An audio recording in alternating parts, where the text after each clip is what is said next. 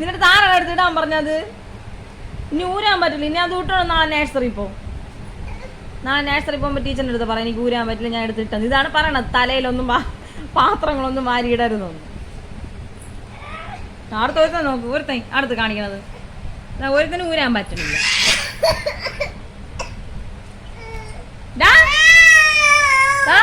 ചേട്ടന്റെ കാല് അതിൻ്റെ അകത്ത് കുടുങ്ങിയിരിക്കുന്നു.